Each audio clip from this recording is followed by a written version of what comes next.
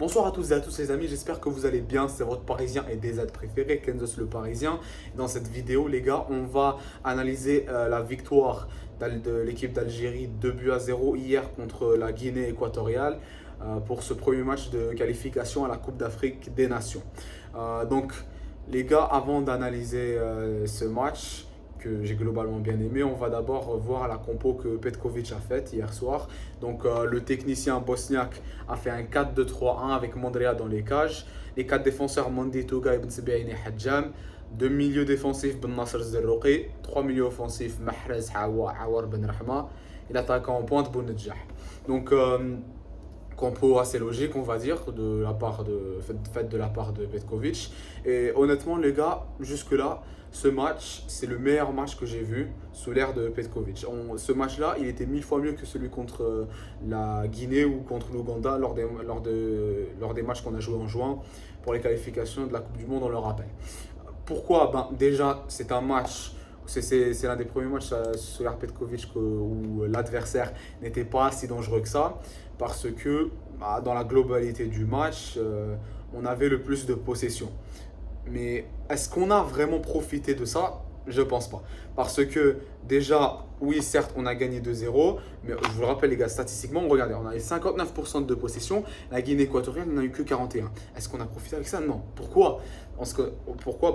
Déjà, on a gagné 2-0. Ça aurait pu être 3 ou 4 avec le nombre d'occasions qu'on a ratées. Je suis désolé les gars, mais là je suis vraiment convaincu que que les attaquants de notre équipe, plus précisément, ont un problème de finition.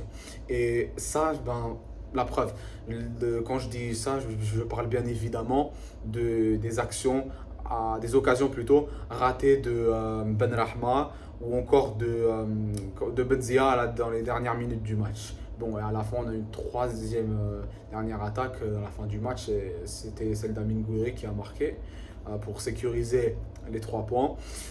Mais voilà, donc déjà ça c'est le premier truc que je trouvais un peu décevant, mais il n'y a pas que ça les gars.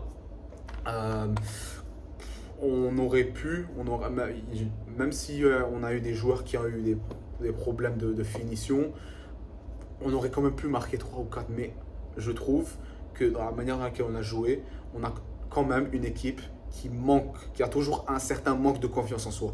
Pourquoi? Cela est logiquement dû aux derniers échecs qu'on a eu. Que ce soit le fiasco à la CAN en janvier, le traumatisme qu'on a eu contre le Cameroun il y a 2 ans auparavant, on le rappelle, et quelques mois avant ce match contre le Cameroun, la CAN 2022 où on est sorti encore une fois au premier tour en tant que champion en titre. Donc peut-être que je pense que c'est à cause de ces échecs qu'on a eu au fil du temps, au cours des années, qu'il y a toujours un certain manque de confiance en cette équipe. Mais il y a un mais là-dedans. Malgré ça, les gars, je trouve que on a quand même vu une équipe qui avait un peu plus de volonté comparé au dernier match, que ce soit à la CAN, lors des qualifs à la Coupe du Monde au mois de juin, ou même avant, il y a des années ou des mois avant, donc auparavant. Donc c'est ça la bonne chose que j'ai quand même vu, que j'ai bien aimé. Bon, honnêtement, maintenant pour vous donner mes tops et mes flops. Donc je vais déjà commencer avec les flops parce qu'on va beaucoup parler des flops. On va commencer avec Mahrez, les gars. Mahrez, je suis désolé. Je suis désolé, mais il faut tourner la page avec ce joueur. C'est mon avis, hein. Peut-être il y aura des gens qui n'auront pas le même avis que moi. Mais les gars, honnêtement, Mahrez, si vous ne le savez pas, bon, probablement la plupart d'entre vous ne sont pas au courant parce que je viens de commencer à faire des débriefs sur l'équipe d'Algérie. Mais Mahrez, les gars, c'est un gars que j'ai défendu pendant des années. Des années, des années, des années, des années. Mais à un moment donné, je pense que je suis même plus capable, je ne suis même plus capable de défendre ce joueur. C'est pas seulement parce qu'il a raté ce penalty, les gars. Ça arrive à tout le monde de rater des penalties. Bon, déjà, Mahrez, c'est pas la première fois qu'il rate un penalty de sa carrière. Ça, c'est clair et net. On voit très bien que les penalties chez lui, c'est un point faible. Il en a raté à plusieurs reprises avec Man City, que ce soit en Première Ligue ou en Ligue des Champions, surtout en Ligue des Champions. Mais honnêtement, je trouve qu'il a vraiment rien apporté dans ce match.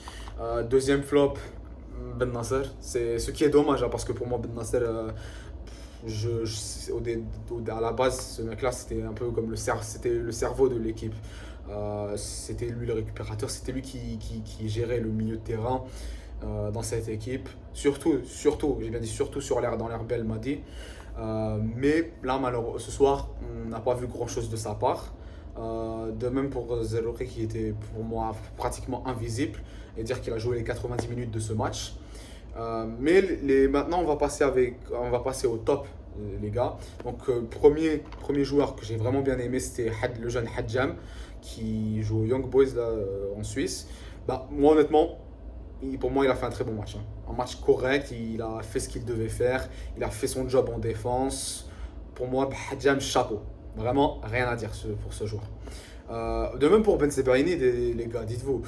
Ben, parce que oui, ça fait longtemps qu'il est là et tout, ça, c'est un ancien de l'équipe nationale, mais bon, ça veut rien dire. Il a fait un très bon match. Euh, il a fait ce qu'il devait faire, hein, dans son poste de défenseur central. Euh, et Ben Rahma aussi. Ben Rahma, bon, Ben Rahma, je le mets entre mes tops et flops.